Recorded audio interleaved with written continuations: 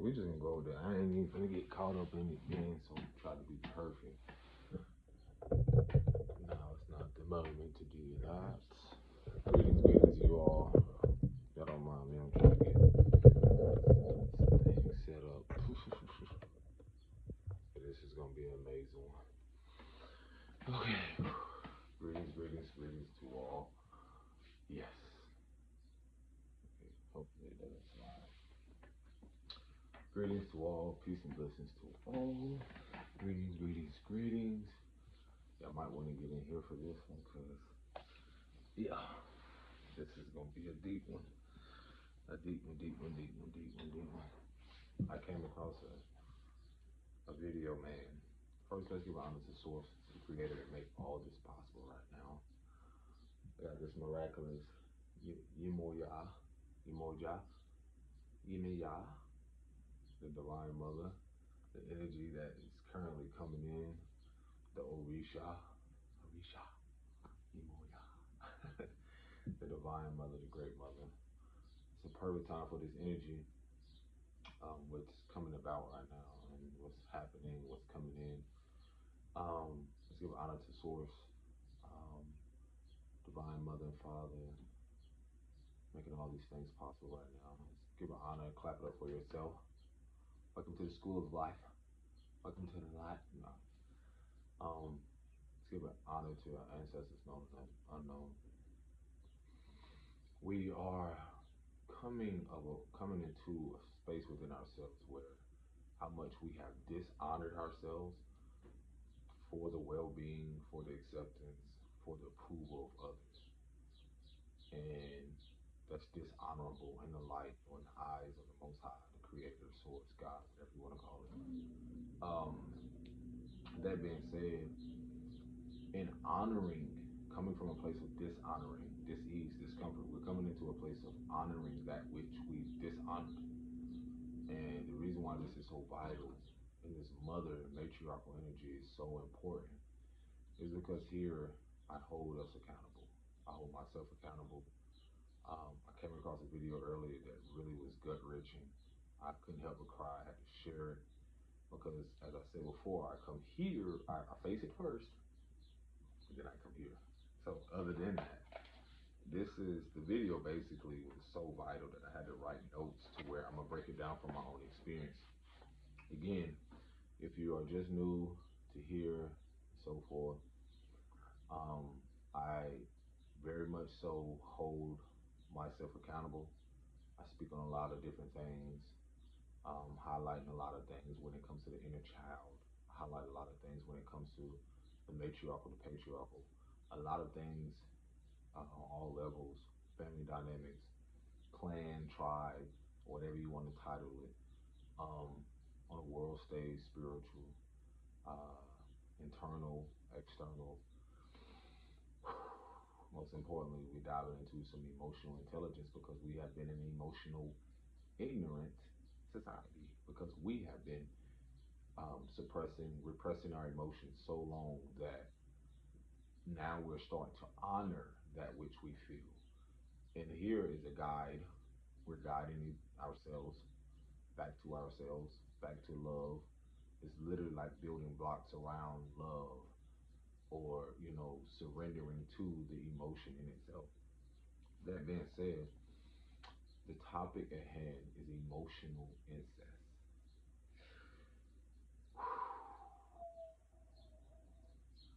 Now, I'm going to speak demographically. I'm going to speak on all levels. I'm a darker man in this vessel. My experiences are typically going to be from an experience of a man that is darker, growing up in a demographic where I had a mother that was a darker shade. Now, I always speak on different levels. Y'all know I dive deep, and then for people to realize, like, on a grander scale, bigger scale for humanity, this is beyond color, but at the same time, I bring it down. It's almost like fractionalized, if that's a word, or little increments or little pieces to where it's like a piece of a puzzle that bring you more into yourself and to everyone else. That being said, emotional incest. Now, I'm going to start with our women, but also realize that this can happen this has already happened and has been happening generationally. So today we are breaking, letting go, um, rebuking, dispelling, repelling, whatever you want to call it, like removing the spirit of emotional incest, emotional abandonment, emotional neglect. So I'm glad I got the water in the background because that's significant. Because these are the moments where, as I've said before, I highlight a lot of things with the mothers because you are a part of enabling what is happening in society. It reflects your own internal world. It reflects what you are enabling, what you are setting fire to, what you are supporting. And I'm just a mirror, mirror, mirror. And I'm just a reflection. So that being said, um, it's almost like I am a son, even though I'm not biologically your son, but speak from an experience or a man from who has dealt with such things as emotional abandonment, emotional neglect, emotional incest. And when I break this down, it's okay to honor your emotions and cry and feel and realize that you did not know. I'm not here to hold a cloud over your head. I'm not here to push a narrative and destroy and manipulate or even like um, try to con you or um, you know in any way. Because again, outside of you just meet me here, there's still the same me outside of this, and that's not nothing to prove. It's just the importance of coming here so that this is a safe place for you.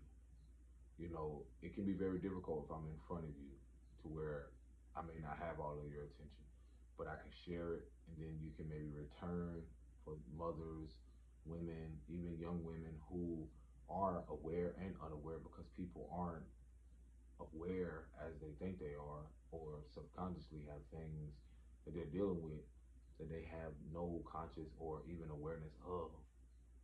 That's what's so self-sabotaging from it, or that's what's so, we don't even realize sometimes the self-inflicted wounds. So again, you're safe. This is a safe place. This is a secure place. You belong here. I belong here. That's one of the most important things that I've had to navigate through is my emotions so deeply in the last few months, so deeply in the last few cycles, or most importantly in my life, is being able to hold a space for myself. And in order for me to face that as a man, like I said, not just a man, but a little boy and a child that I have that could not hide the parts of me that um, I could no longer be honest with or authentic with. And it was it no longer had to be painful. So again, me holding space for myself is me able to hold space for you if you're, for the women, the mothers that are unaware, and for those that are coming into their awareness of first being honest with yourself and no longer having to lie and hold space for a part of yourself that you know you're not happy with or being authentic or even living in integrity. So again, even though I may not biologically be your son or don't look a certain color or whatever. None of that matters when it comes to the Most High, to Source.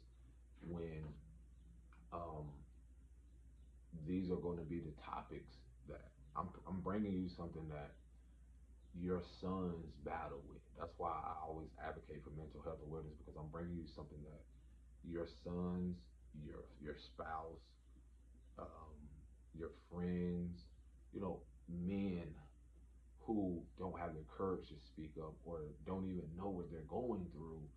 And being that I've dove deep a lot into myself and honor these things, it's been a process of learning this to accept it, to embrace it, and then to bring it to you all. So voila, let's talk about emotional incest and my own experiences. And the reason this is so vital is because humanity, especially our mothers, have been in a wounded state and they're not very familiar with this. And a lot of women don't even realize that they're wounded or they're in denial because of so many behavior patterns of them believing that what they're doing is right, whether it comes to being abused and then abusing, or emotionally, mentally, and so forth. So they carry this trauma in their tissues, take the T off the issues, and they carry these things, or they inherit this through their mothers and fathers, and never had a safe place to really express it. So a lot of this repressed emotion and anger is projected out into others, into their kids, into their workspaces, and so forth. Where again, they're taught never to hold space for themselves. They don't have the support system around them, genuine support system, or even people who know how to hold space for them. So again, I had to give myself grace, and so shall you give yourself grace in these coming moments.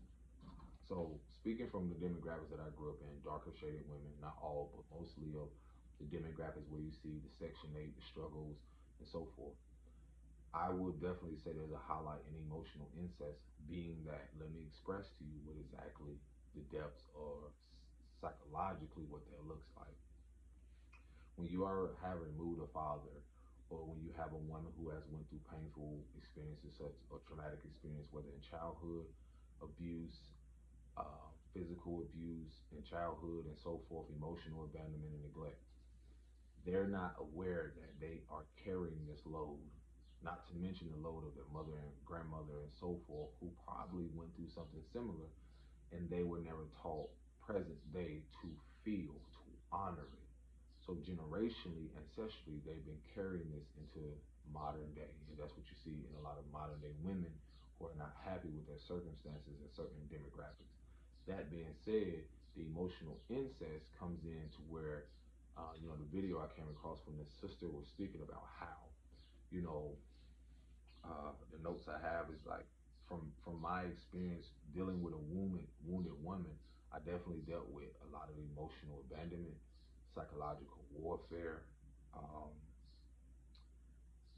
this is going to hit very deeply because you're hearing it from a man, but a lot of women are in love with their sons. And there's a difference between standing in love, standing up for truth, but being in love, in an unconscious way to where they're not aware that their love is just as important. Then, the love for themselves, self love, is just as important as in giving it to the child, because the child still watches what you're doing. So, she mentioned on there how mothers are in love with their sons and jealous of their daughters. So let me speak from my experience and how I connected this to emotional incest. Um, Me recognizing how much, like, when I look at my behavior patterns, or even look at my mother and grandmother behavior patterns, and this is not to attack them. This is to bring awareness to a lot of women who are unaware and probably know women like this. Again, this is not to belittle, devalue them in any way, because again, a lot of people are unaware because of generational patterns, which some may call generational curse. I bring awareness to this to break generational patterns and curses, so that we don't have to live out the same behavior patterns that have been causing us so much dis-ease and discomfort, or living in so much of feeling like we're stagnant and not being able to face ourselves and face our own internal battles, psychological and spiritual warfare.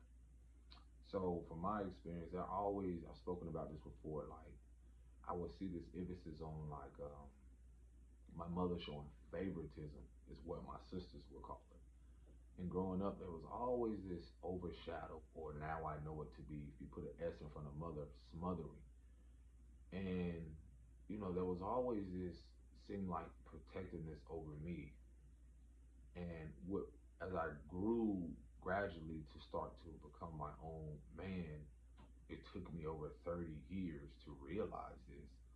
And this is what you see play out in a lot of young men that are younger now, that will most likely repeat a pattern of dealing with a wounded woman, to where they probably have dealt with psychological warfare, emotional abandonment, or neglect due to their own father wound, or not having a father.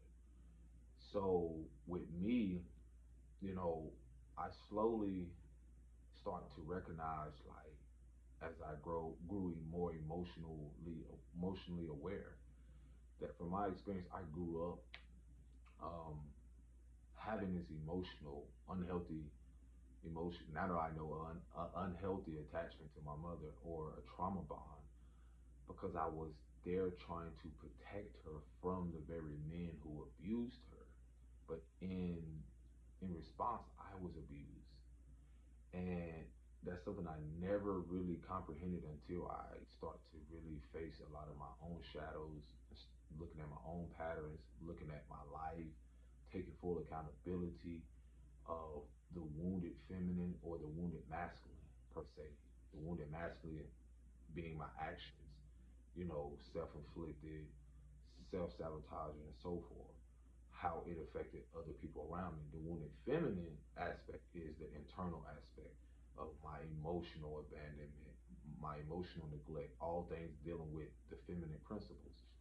So I developed this from a mother who again knew nothing of how to really treat a man.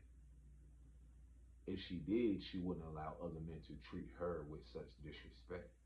And see, this is where again we've been all living in a place of dishonoring our truth, dishonoring what we know is really integrity. And so my experience growing up, I seen a pattern of, so much growing up, the dysfunction, the woundedness of a lot of women, not just my mother, but my grandmother, and learning the truth of how my mother really never raised me. Her attachment to unhealthy men or trauma bonding was so prominent, and then being out in the streets, that built over time an emotional neglect and emotional abandonment. But then, being younger, which you will never probably hear from a lot of men, is that still in itself, um, my mom, the lady said in the video um, um, how young men, and this is what I can honestly say, become prisoners of the fear of something happening to my mother. I became a prisoner very young because I was so, this is your first love or your first experience with love is your mother. The mother is very vital in those first coming years. So, I remember earlier years of stories where, my grandmother telling me like my mother being out in the street and so forth, very young. So me being found in a diaper, I think around one or I think walking at 2 out on the street, and my mother and father, I mean my grandmother, finding this out. So that forced my grandmother into a position where she mothered most of my mom kids and my and her aunt kids and my aunt kids. So you know that seeing my mom and her sister really just highlighted a father wound. And so again, you see this pattern of women who are wounded in ways to where, um, what was I getting at? How their kids, especially sons with the mother, become prisoners of their psychological warfare, of their own warfare that they're dealing with in their life, their own spiritual warfare, their own spiritual vices. And there's naturally a connection there, whether you know it or not, because of how, again, the mother is the first teacher. We develop an emotional connection, emotional bond with the mother in the womb and outside of the womb. And so we think that, oh, the child just gets nurturing and love outside. No, a lot of people don't realize what has that mother went through before that child arrived. What behavior pattern that she never let go of, but still loved the streets, wanted to go party, wanted to go do certain things. So that never stopped. So this is why you can see a lot of mothers see their kids as a burden, because a lot of it is that it's not so much of the attention that they're seeking.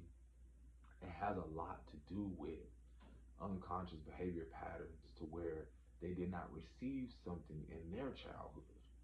They did not receive a love. They did not get embraced. So a lot of behavior patterns is that you see a lot of people seeking it out in external things, but never really knowing their value. So they were never taught what it is to take accountability. I would hear a lot younger, like my grandma and them say, like, you need to get your shit together. Okay, Have you ever shown them what it is to get that set together? A lot of our women, especially I see a lot of darker women, due to certain patterns that they were never seen healthy relationships, balanced relationships with a man and a woman at home, just as certain demographics, they don't know what it is to see something healthy. So it's like when I had to sit back and observe, I had to see that gradually my mother was just a little girl seeking out this attention, seeking out something in these men that her father never gave her, or that she never seen her mother give her father. So she's reenacting something similar. And then in certain demographics, you will see a lot of women go to this church aspect to try to cling on to something to make it seem like, oh, now they can change, or dress it up. And it's not a lot. I'm just calling it for what it is, the transparency. I would see this a lot. They will change and still look for this father outside, but never really fulfilling that father wound or facing that internal father wound. Because as much as they want to cling to something outside, there still hasn't been a physical protectiveness or present or affirm, affirming them that they're valuable. And that's how important a father is to a daughter and a mother to a son. That's a whole nother video I'm gonna get into. But that's the beauty of balance, of an emotional and logical aspect of the asserting and feeling, or yeah, asserting action, and then the stillness and surrenderance of the feminine aspect. Um, and so, um, how I became aware that, it took me years of seeing a pattern of women that in my family, how, the men now I'm able to see how the men that they attracted or dated, or the pattern, it's like the same energy in another person, or the same behavior patterns, things that they cling to, or this trauma bond.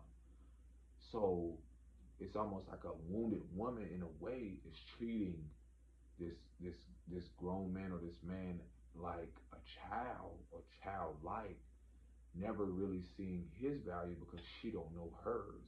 And so when you see a lot of behavior patterns play out, it has a lot to do with a culture that manipulates each other. Because a lot of women who've been hurt have been manipulated, or seen mama get manipulated, or mama manipulate them. So they reenact this. So um, going back to how, um, let's see, where was it at? The emotional neglect and abandonment that a woman never faces, or a lot of our mothers never face, they manipulate their way into getting what they want from men. And when you see culture, you see that in them using their bodies. You see that them using more external things just to get and have a sense of power, to feel a sense of false empowerment. There's nothing empowering that they feel about themselves, so they give off this energy of this woundedness, and only a man who's in tune is able to see this. So when you're talking about a lot of men who think they gotta use money, because again, it's what women have been enabling. It's what you have been enabling. So dealing with a mother, I've seen this play out. How she will want to get certain money or give her body away to get a high, to get certain things from a man, to get, but it was never fulfilling. It was never filling the void, or has never felt the void of that father wound. And so the importance of this is like when I was a child and I saw my sisters talk about how mama always favored me. But what I would recognize is this: when I was younger and I would see my mom and her boyfriend fight, I became aware of this pattern as I got old, grew wiser. Um, is that I was telling someone that very young, when I was in elementary school, my mom and her boyfriend would fight, and then when the police were called, sometimes it would either be him that goes or both. And so I had a younger sister and an elder sister. And my grandmother, typically being the one who always swoops in, again, her woundedness developed already from her experiences. her internal wound, but never really getting to sit down and sit with herself, never fulfilling her purpose or whatever it is. She always was the savior, coming in when my mom or somebody didn't do something just to protect the kids, which I'm grateful of. I wouldn't be here today. But my grandmother would come and get my sisters. And so I would be left in a house by myself. And by myself, I had to sit. I had to fend for myself. This developed that through that emotional abandonment. This developed a programming of survival, or some may call poverty mindset, or just fight or flight. And so with that, beard hair, man, um, with that, I reflected on that and be like, wow. I realized how much, like, even with um, my grandmother coming to get them, because it was so traumatic to where a lot of my sister would immediately call the police. And so those experiences, I realized that I was put in a position as the man to try to protect my mother. So I never really know what it was at a time to feel like a child, to even enjoy life. And even when I did, there was still that thought in my mind, or something, like, okay, walking on eggshells, almost like, is something gonna happen? I don't know are we gonna have a good day today? Are they gonna fight today, and so forth? So this was a repetitive thing in my childhood. What's so vital about this is this: the emotional incest came in, where, before I get to that, it's like when my grandmother would come and get my sisters, it's like, you know, I know she would mention, like, well, TJ can stay there because, he a boy, he don't really da da da da. And so, that right there put me again in a position growing up, as I've always had to fend for myself. I've always had to fight. And you see this a lot in certain demographics, where a lot of people of darker complexion, depending on the demographics in the USA, they have a survival mindset, or fight or flight, because of the traumatic experiences, and also the abandonment issues, and the unhealthy emotional attachment that they have had to the environment and to the people who were supposed to provide for them, who were supposed to protect them, who were supposed to be a safe place for them. If our mothers are not safe within themselves during their pregnancy, before and after, or feel a sense of safety or emotionally secure, we inherit that. That's the vital importance about all of this, why I speak about it. And so what I realized is that I knew my grandmother wasn't that. She already had her difficulties dealing with men, because, I've spoken before in previous video where my mom and grandmother were shot by the same man and still are alive. I just could never realize, like, why they still would allow this person to come around for so many years, until my grandmother finally came out and told me what was her trauma bond and unhealthy attachment, which I recognize now, to that specific person. And what I realized is that a lot of them don't know anything else, because they never know what a healthy dialogue is. They don't even know what it is to be healthy for themselves. A lot of them only know the work, survival, um, fight or flight.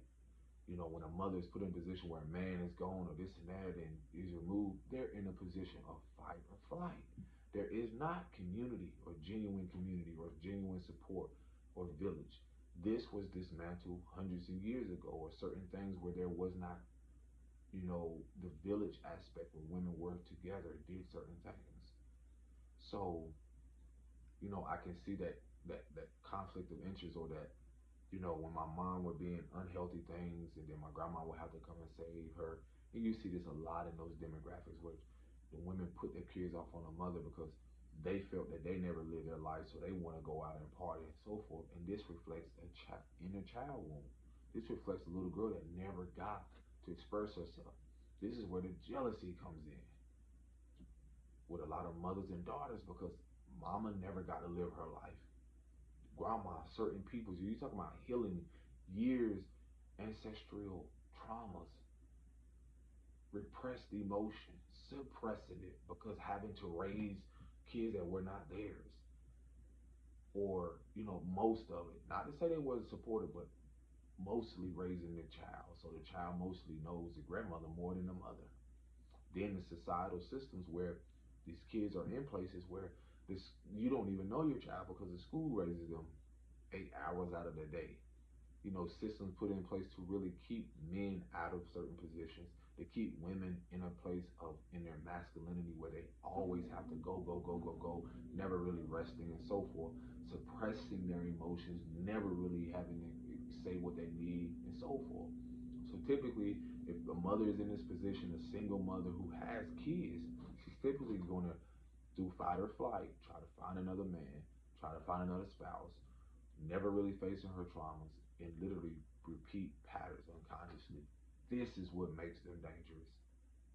This is what people are afraid to sit with women about, especially darker women. Never really telling them, why are you angry? Because they never had someone, they were never given a platform, not even a platform or a place, a safe place to say they're facing abandonment issues or they've been abandoned emotionally or that they're hurting. Because you had, again, a society or a place, women that don't look like them, that most of the demographics are women that are lighter shade, not just Caucasian if you want to use that term, but women that are white. Again, it's an adjective, but women that are lighter shade, lighter skin too, in certain positions where they are put in a place where they seem that they are superior.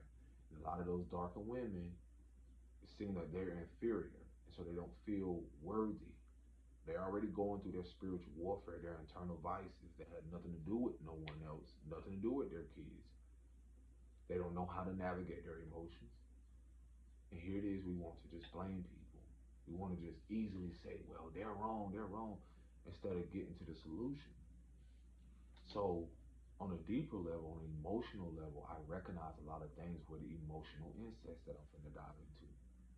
What I realize is that unconsciously, because I had this trauma bond with my mother, and that's kind of all I knew because the stepfather I had was very abusive, but the father that I did have, I didn't realize until later on in my life where I had to face that father wound of the abandonment of him departing, and then finally having him tell me his side instead of listening to my mother's side. What a lot of men don't get, they only get the wounded part of what their mothers are saying, and because of their own internal battle and never having to take accountability, or when a father or someone try to make them take accountability, they turn the tables, they were put on child support, or they were pushed out. And this highlights a lot of mothers' father wounds because they never really saw something healthy, or they never really felt a sense of security, so they've been in this fight or flight for so long. They've been in this survival mode for so long. And this is what you see. So typically when you're dealing with a mother that is wounded, or a wounded woman, whether she's a mother, whether she's a grandmother, whether she's married and so forth, she knows that, you know, her false empowerment, because she don't really know what it is to honor her femininity, she will, again, like I said, I know the experience of being smothered. When you put the S in front of the mother, like she will smother the son because she knowingly knows that he's going to be there no matter if any man is. And in that little boy being in an innocent and vulnerable state, you see naturally a lot of men want to protect their mothers even when they're not in integrity or honesty. Then you have systems who protect the emotional ignorance or teach women to suppress the emotions even more, whether religious structures, corporations, and so forth. They never really make people sit down and have these honest conversations. A lot of mothers have had come from dynamics or generations where um, whether daddy was not there or he was out working and mama was just there suppressing her emotions with the kids. So many things I can go on and on. There's so many narratives to where, again, how the emotional incest happens with a mother to a son. You know, she'll give this narrative as if it's the father, and this where the manipulation comes in, and this, and then And her, from my experience, her making it one sided and making it seem like my mom, just going out doing her own thing or having this trauma bond with the stepfather. Again, you were a child, innocent, left with the idea that I'm gonna have this anger towards a father who either couldn't protect me if you did not have a father there, or you see a lot of young men have this anger, deep resentment that builds over time because either the mother never told the truth or gave the child the truth about what happened with her and why the father could not stay. You have so many narratives where the father could have been put on child support where he chose to stay away. It could have got violent. It's so many different narratives. Or even when another wounded woman steps in due to jealousy, which this is a huge pattern where you see in a lot of demographics, where a lot of mothers ruin certain marriages and relationships. Specifically, I'm gonna speak for the darker people, darker shade or melanated, whatever you want to call it, is because a lot of their mothers are wounded and have not faced a lot of their own fears, subconscious fears, their insecurities, their father and mother wound. So it's easy for them to try to attach themselves to a dynamic or a family that's not typically theirs. And you see that happen. That's what the sister mentioned. Is um, how I wrote it is typically when a lot of mothers are wounded and dealt with a lot of emotional neglect. I see this play out before with dynamics that I've had where they're not really encouraging or emotionally supportive of anything healthy that you have or trying to build with your own family. Typically, a lot of this can be highlighted when you create your own family, men and women, to where either a lot of men don't know how to let go because of the emotional incest, because of the unhealthy emotional attachment or trauma bond they have with their mother, because they haven't faced their mother wound. This can look like, you can marry a man but still have a resentful or jealous mother in the background because she has not faced her shadows. She has this emotional incest or, attachment, unhealthy attachment to her son due to a father wound, due to the fact that she realizes that she could no longer have him, her son, like she has when he was a child because she knew that if I could manipulate him or try to get him to believe that, you know, everyone else is not good for you, but I'm the only one that's good for you. Mm.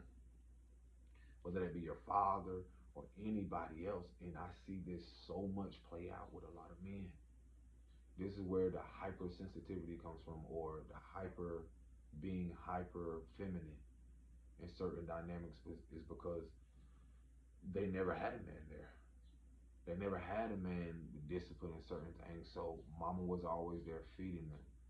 You know, mama was always there giving them everything, and I can honestly say that when my in my childhood, it's like, yeah, I dealt with a lot of unhealthiness, but I could always not just be dependent on mama, but I was codependent through childhood, and a lot of men won't honestly say that.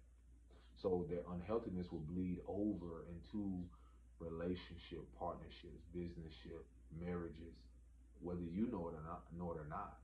It will literally, their mother wounds will bleed on into these dynamics because they were never taught to face it. They were never taught to sit down with their emotion. So this is where the emotional impulsivity, if that's a word, or impulsiveness comes from, is because they would never know how to discipline. This is where you see a lot of violent behavior because a lot of the mothers are raising these men who are just one-sided, which will become hyper emotional or hypersensitive. That's the word because they don't know to balance their emotional and logic, which is the feminine and masculine aspect. They don't know how to do that. They were never shown. So that's why you see a lot of men who are going an ego trip or wounded ego because they become very offended with a man that's in his who not only expresses or has emotional intelligence, but they feel inferior because they feel like, the ego wants to be like, well, I don't know that, but I got to feel a sense of empowerment. So that's why you see, again, a lot of men, young men, who gear towards um, protecting themselves with this false empowerment masculine approach. Like, I got to be the biggest. I got to have the most money. I got to have the most material to really get a woman. But in reality, that has nothing to do with it. Like, that's superficial, and that's just material things, which truly has no value over time. And so again, a lot of the emotional incest comes from a lot of mothers knowing that no matter what they do through their dysfunction, the son is going to be there. And that's because they have developed over years, due to their father wounds, an unhealthy pattern of showing either the son or through child development that this is how life should be. This is how you should be treated by women. And so if she's not treating you that way, she's not for you. And you know what's so funny and fucked up about this? I had to go through that to recognize, like, I literally would push away the ones that were healthy or the ones that who really knew more about themselves, and literally will be accepting of the ones who are dysfunctional because that was familiar. Isn't that wild?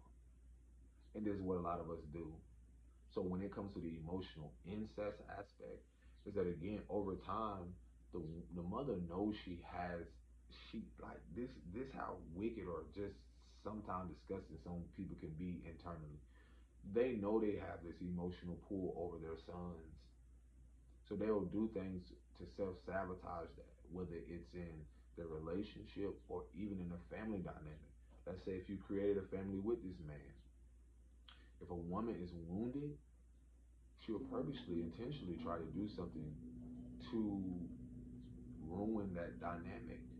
She'll project, bury all of these things that are happening really within her, and most of the time she's probably single or don't have a marriage. Even if she married, she's probably unhappy because she can't accept the fact that her son, this is that emotional incest.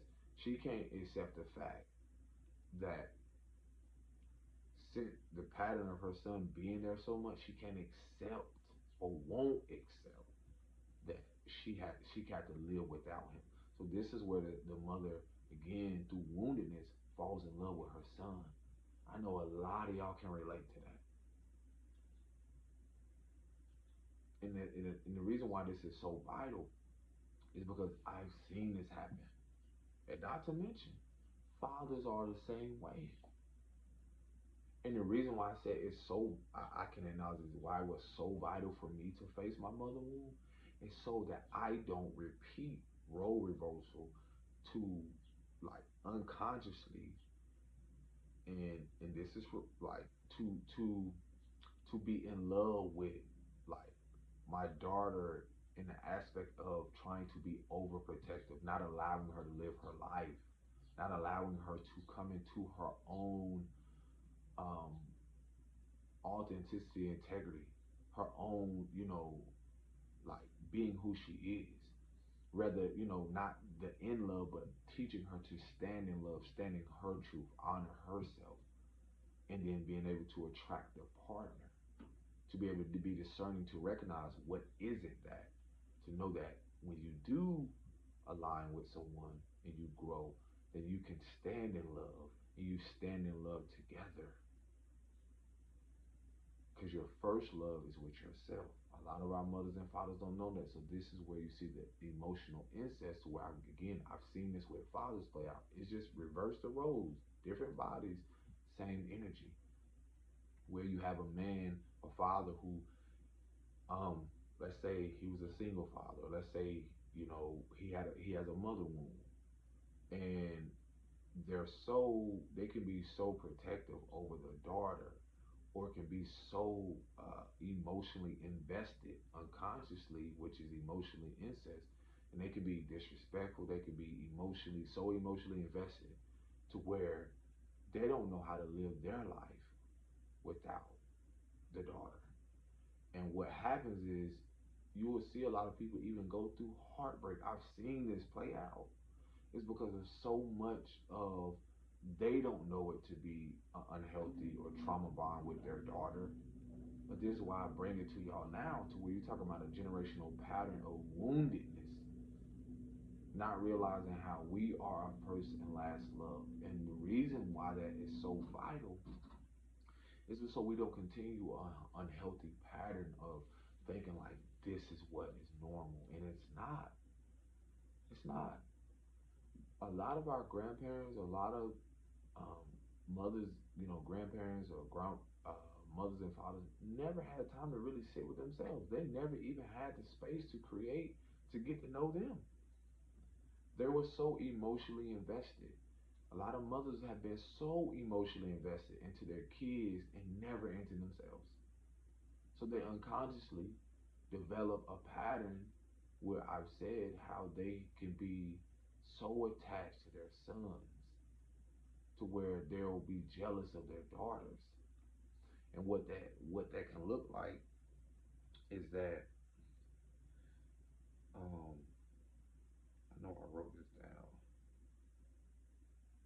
The reason why that if they have a daughter and son is that that mother will be so emotionally invested in the son, and her fears is could be like him leaving, so that will highlight her emotional abandonment. Same thing with a father. It will highlight the emotional abandonment that they dealt with in their childhood.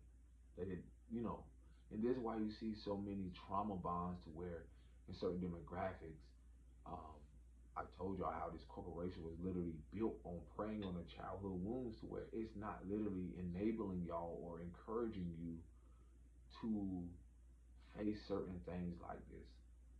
There's no security. And so when a mother doesn't have that time to face her own emotions, she will become so emotionally invested in other things but herself. So the jealousy, from my perspective, when it comes to the daughters, is that I can feel the resentment how she never got to live her life. The mother. And so she has a daughter. That daughter mirrors back everything emotionally. And so I would see women purposely the jealousy. They would do anything to ruin that little girl's life. They will purposely, have this resentment because the mother didn't have her mother, which is a grandma, be healthy for her. So she literally repeats that pattern for her daughter. That's where the jealousy and resentment comes in because her mother also was jealous and resentment. There's a pattern here. And so the son aspect, the dynamic is completely different.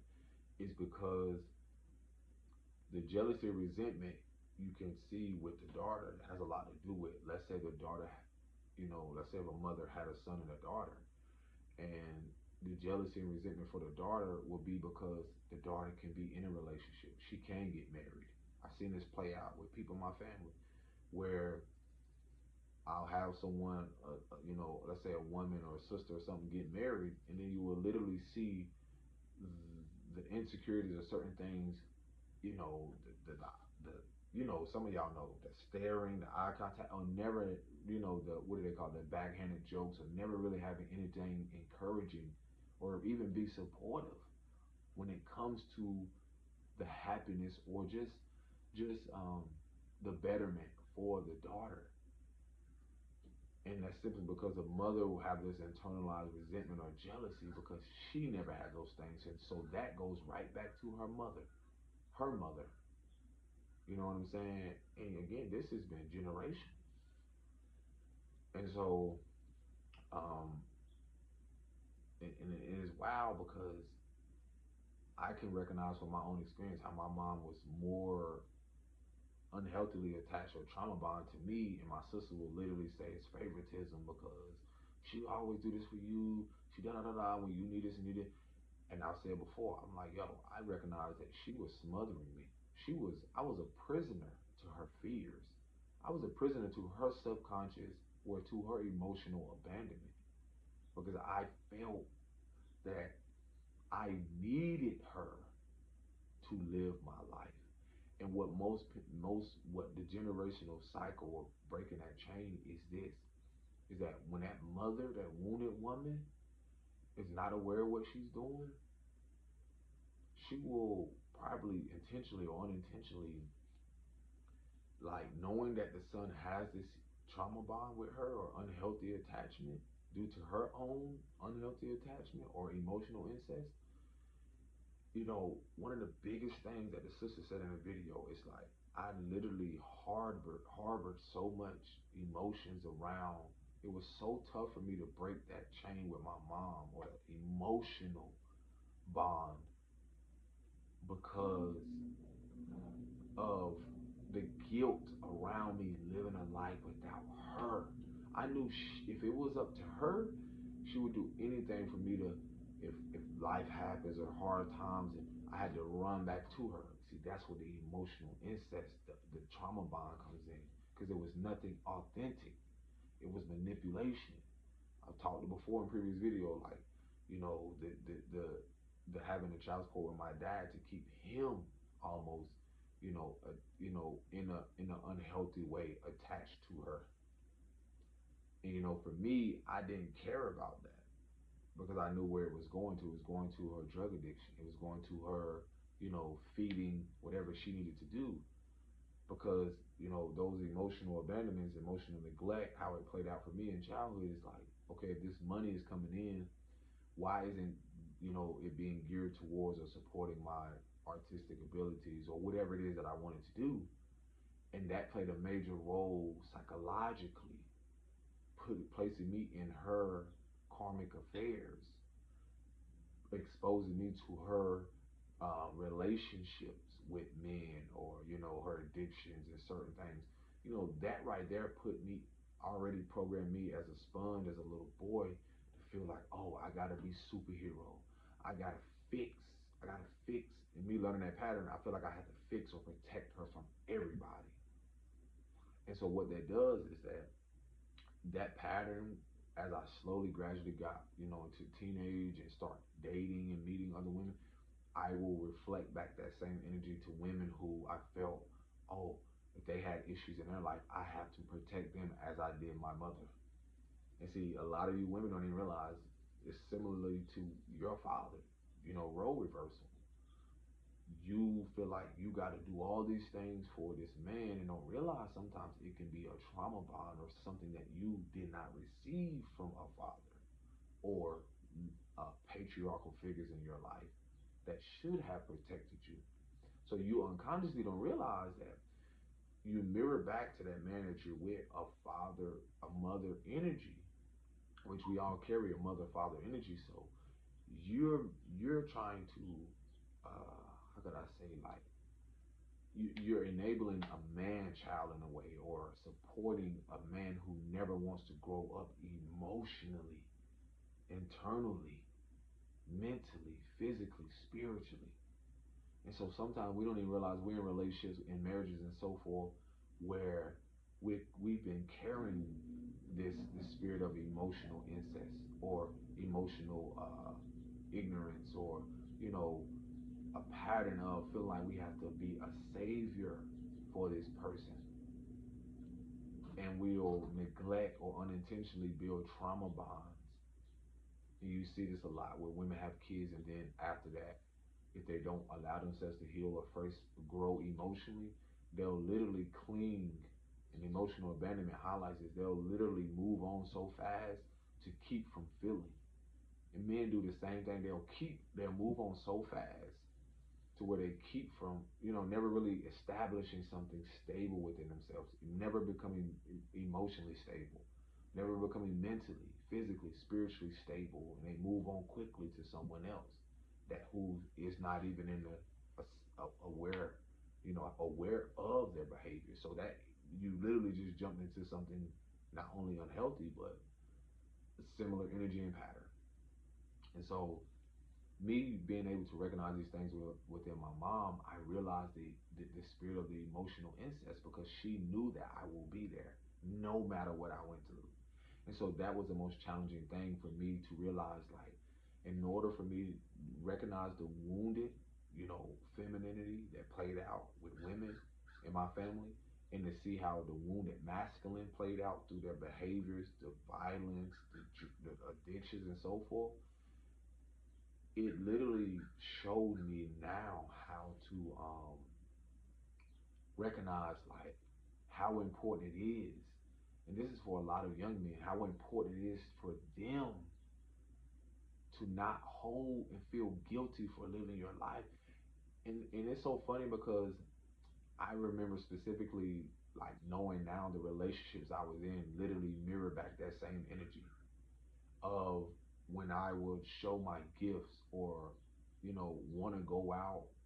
There were certain dynamics where I would literally have women who would smother me and I will become comfortable rather than empowering myself to do things, confidently and be more dependent on self, a balance between that, rather than being codependent on what they were providing.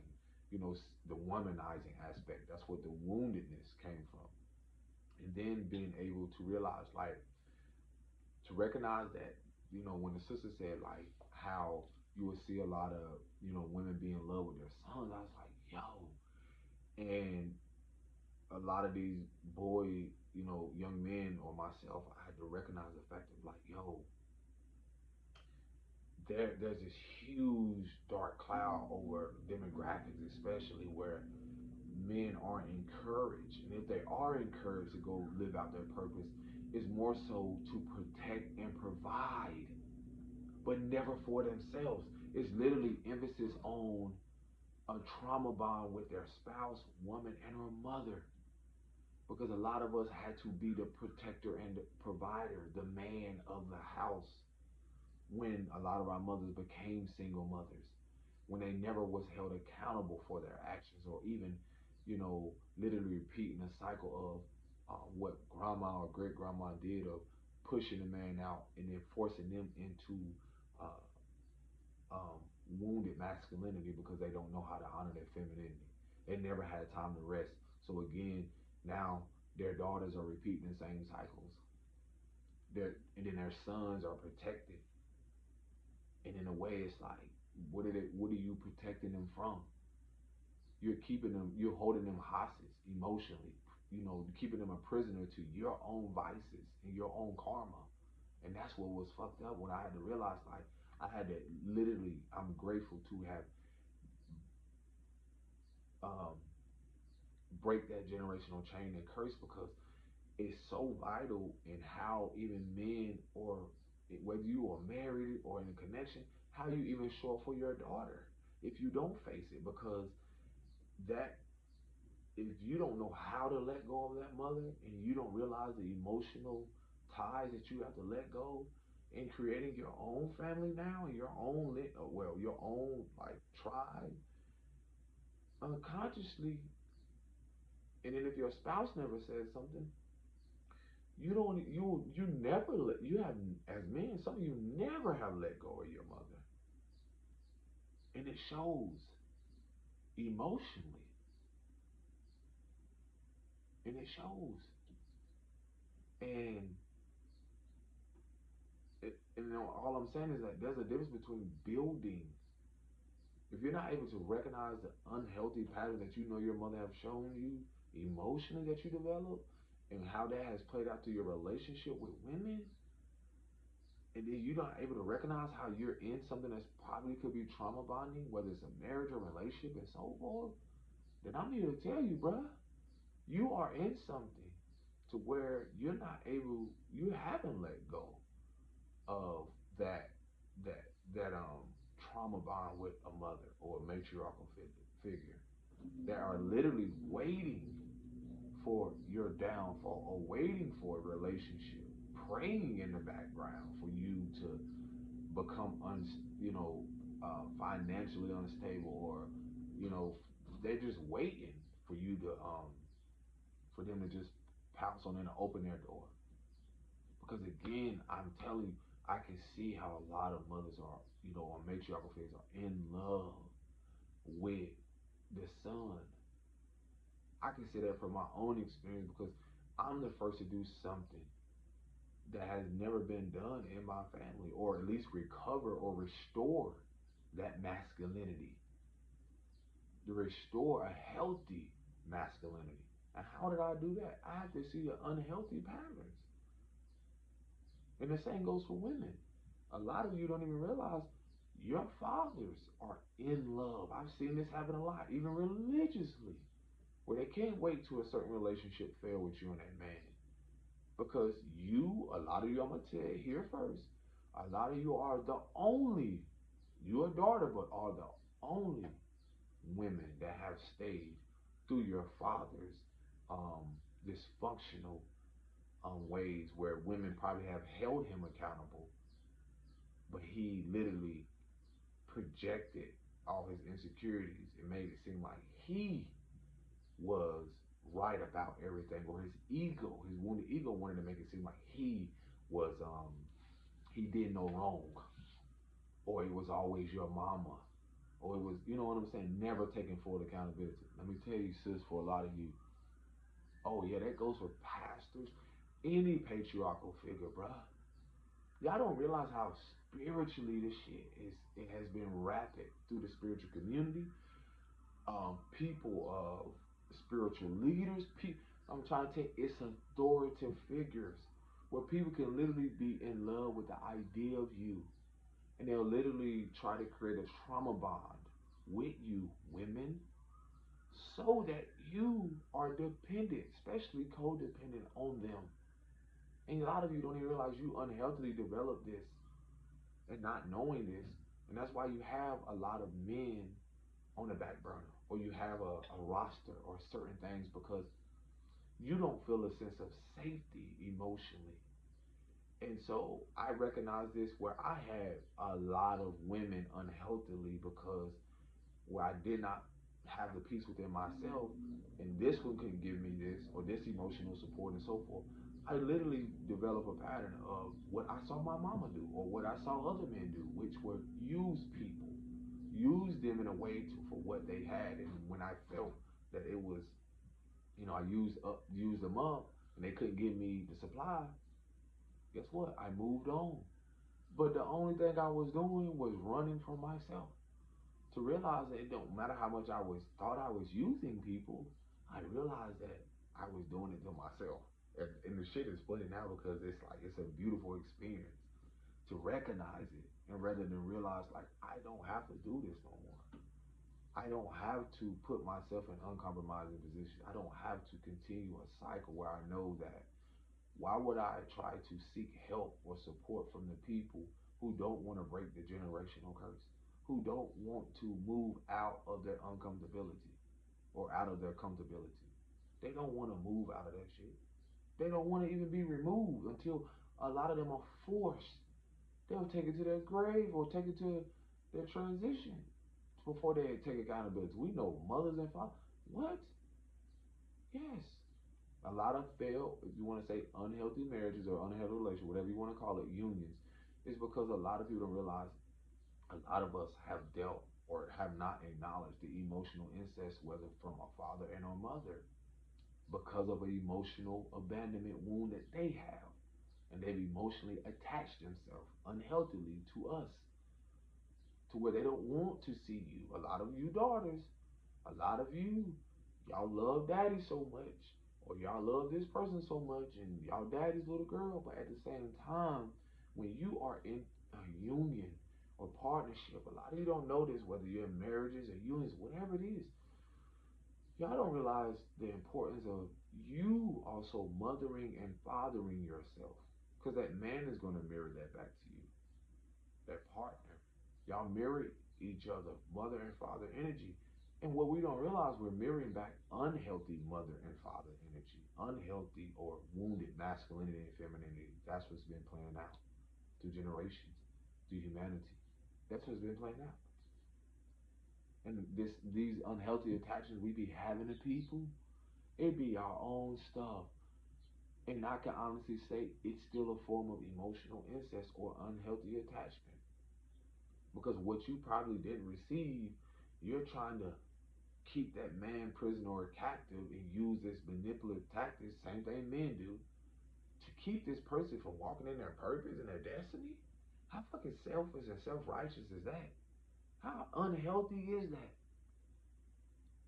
And I told you I was in stuff like that where I was able to recognize how certain women had a father wound, which was literally um like this obsession to them not wanting to, this obsession to see you like, see them dependent, see you dependent on them. I know a lot of y'all can relate to that. And that's why I said the emotional incest comes in, where a lot of parents like are like that. They do not want to see, a lot of you daughters, your fathers do not want to see you outgrow them. I've seen it. I've seen a lot of women go through this. If the father has always been there supporting you financially, emotionally, mentally, I'm not saying in a healthy, in an authentic way. I'm talking about in an inauthentic way, in a trauma bonding way that some of you don't even recognize it that you have. They don't want to see you outgrow them. They want to see you dependent, codependent on them, running back to them. They want to see you heartbroken. Truthfully, my thing with instilling in my daughter, no one can break your heart. Now, that's not to say people that are hurting won't try to hurt you, but the importance of what you instill and plant into that dog. Like, baby, if I'm hurting inside, I can honestly say that unconsciously, if I'm not aware, I will hurt someone because I'm not aware of it. This is what people have been doing. And so with my daughter, it's like when I say you are your first and last love, that means you don't need someone to love you. You are your first and last love. Meaning that that person, when you grow up, will know the importance of that. They will know the importance of self-love, self-care. You will know the balance between how you need to show up for you first. And we're not taught that. And so that's why you can see where a lot of connections where fathers have this emotional incest, whether they know it or not, towards their daughters, is that they become heartbroken over it. Because again, they don't want to see their daughters outgrow them. But at the same time, the jealousy also can become with the fact of they don't even want to see their daughters happy with a spouse or with someone else other than them. That is emotional incest. That's an unhealthy emotional attachment. And this is what has been happening. When you see mothers don't want their sons happy with someone else other than them, people don't even realize subconsciously this is what you've been seeing. And if they in any way if they have jealousy or envy or whatever it is, they will literally try to project, even cast their spells, or even try to do whatever it is to interrupt that union, to even withhold their hand, to even supporting the union, to encourage healthiness and not be codependent on them in toxicity or dysfunctional relations of what the family is used to doing. God, y'all don't even realize what else I had on here. Um, that's the reason why I realized how important it was for me. Like when I saw that video, I was like, whoa. I realize now presently what I'm generationally changing and breaking. It's because I realized that that's what my mother like, whether she knew it or not, which I felt like certain things where the spirit she was fighting with because of her own abandonment issues or her own fear of abandonment. And that's what I always tell people that is highlighted to where we don't realize that um, what the matriarchal has been experiencing, so that we have literally created these men who will love these daughters. And what I mean by that, like the men, the sons that will grow into the men that will love the daughters that grow into the women. Y'all don't. There's a connection there. So when we ask ourselves that, ask yourself, what did your mother and father prepare you for, or what did they not even give you that you're seeking? And that's what you typically are unlearning. And so, in trying to relearn and process and realize, like my mother and father never gave me this. I had came across something where, again, like you gotta realize these mothers are preparing these sons.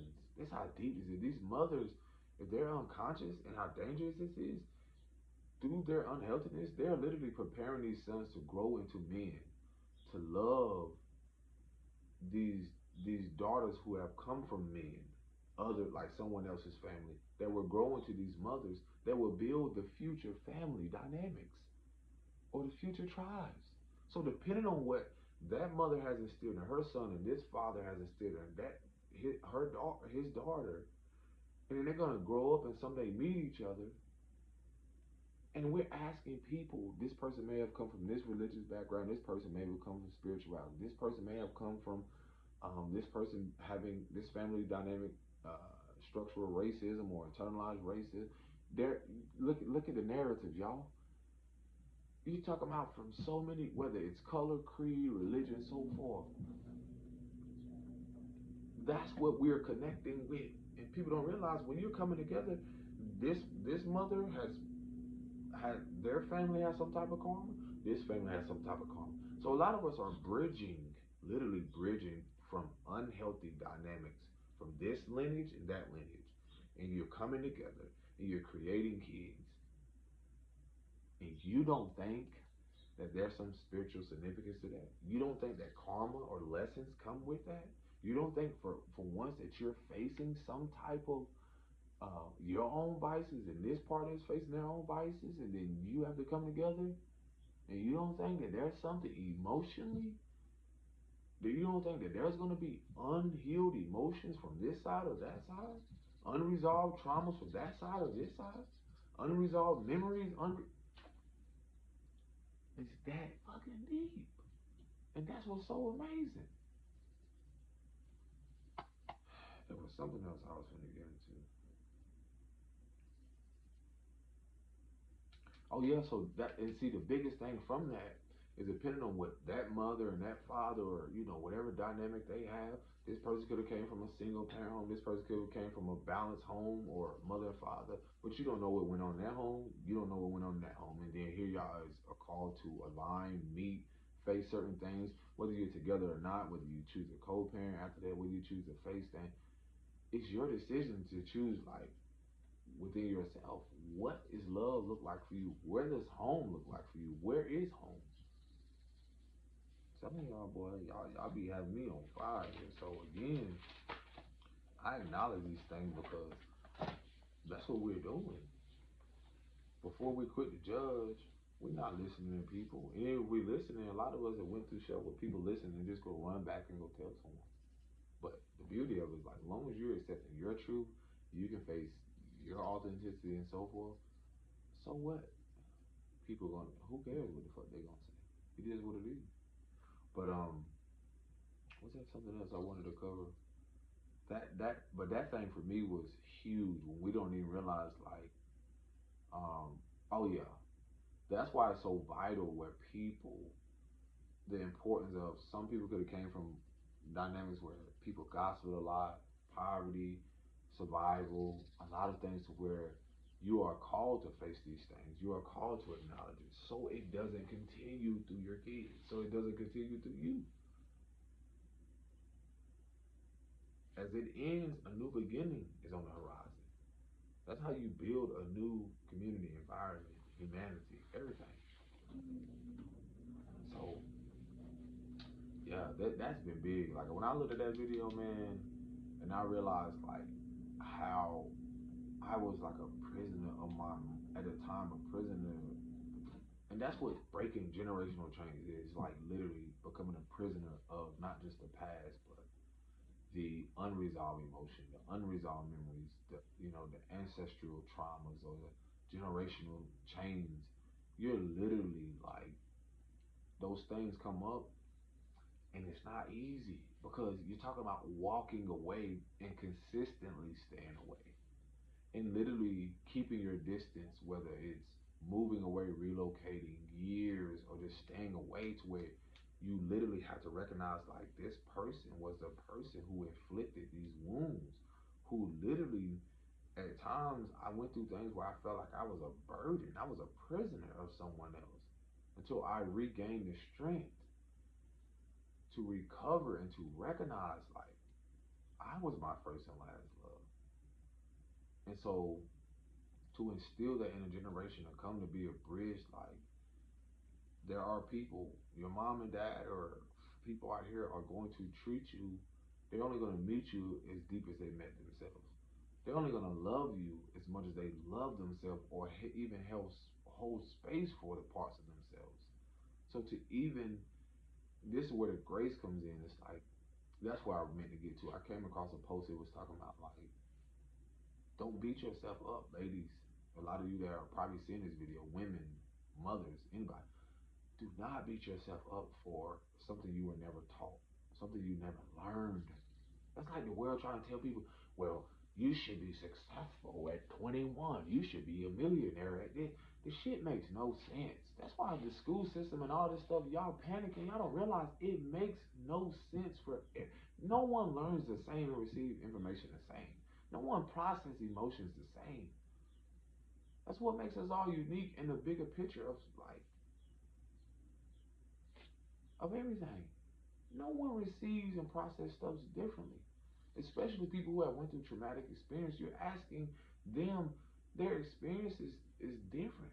The energy is the same when it comes to certain things, but the experience is different. That's why everyone's going through something. But that post I came across is like, don't ever beat yourself up. Because I know we came from people who wanted us. We've been carrying others' guilt and shame, and that's what a lot of us are facing.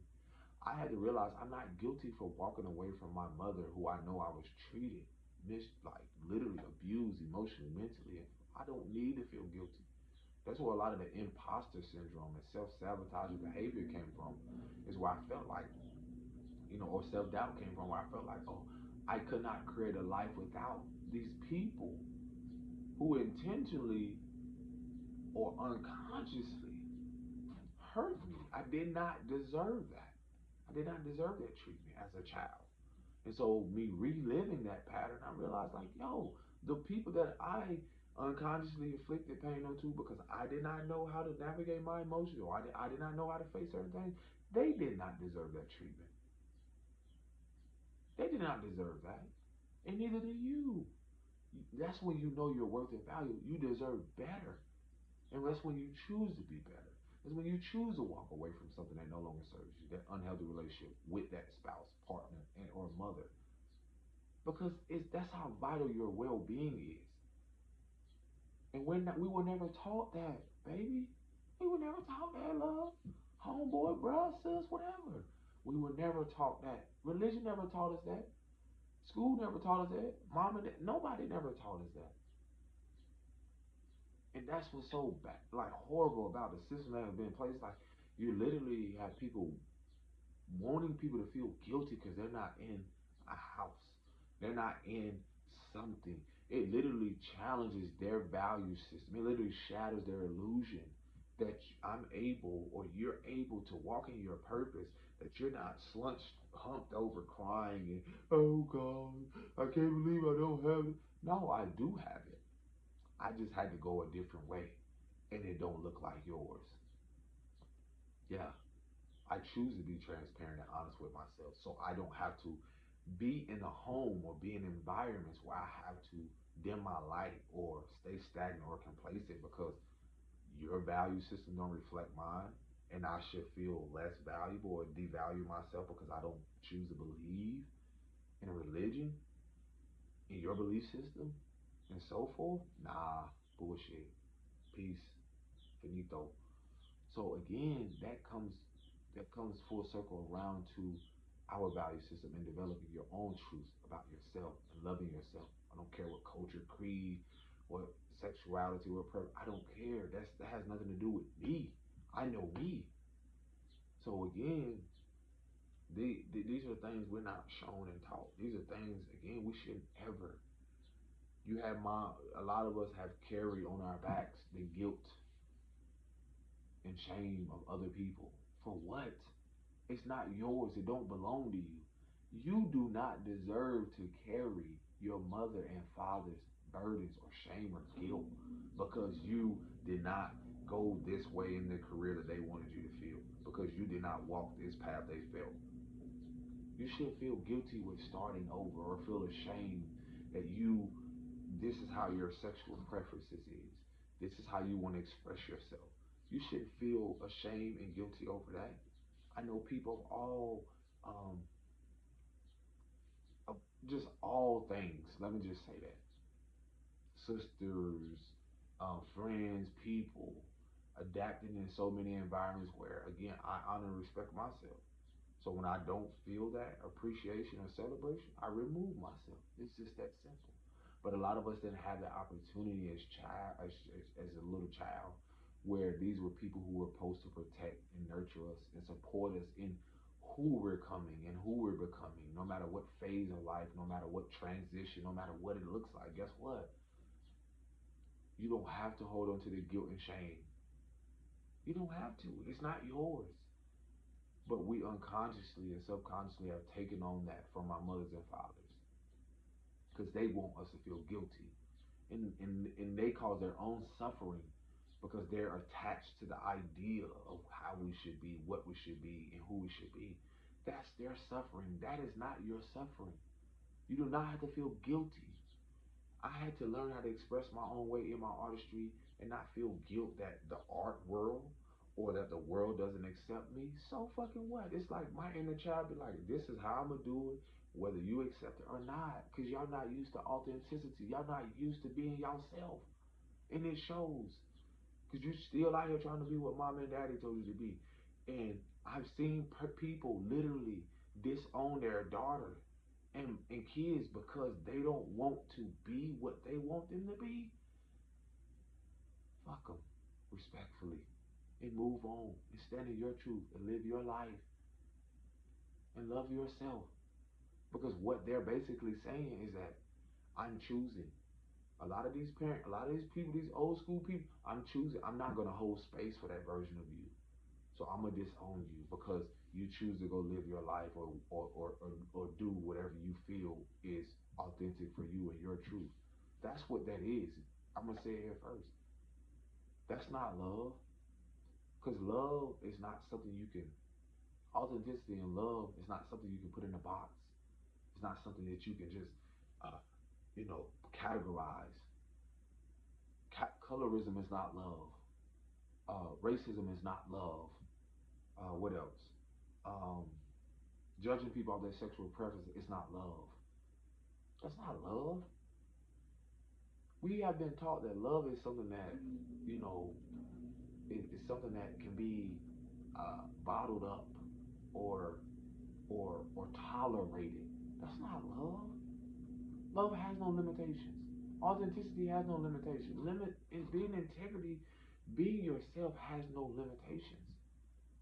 And that's the thing where I realize that in certain demographics where it has the fear mongering or fear propaganda of people, the categorization or people being put in certain places to feel like you're not lovable because you live here.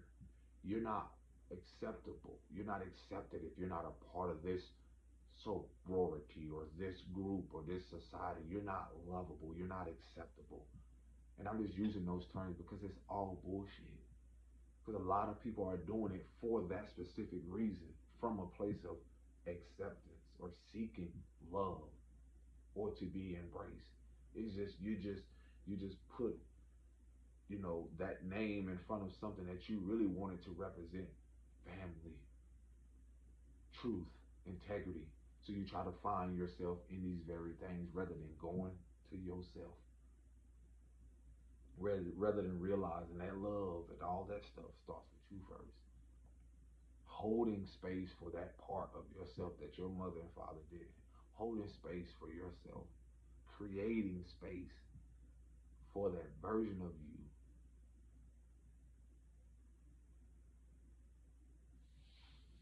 that only you can love first. Because if mama and daddy or these people, just by you being your authentic self and they judge it, how are they holding, how are they saying they love you? They can't hold space for that part of you. Because people are here to show you that it ain't what you think it is. And that's the illusion. That's the manipulation. That's their mask falling away. Take care of yourself. Peace and blessings. Shalom.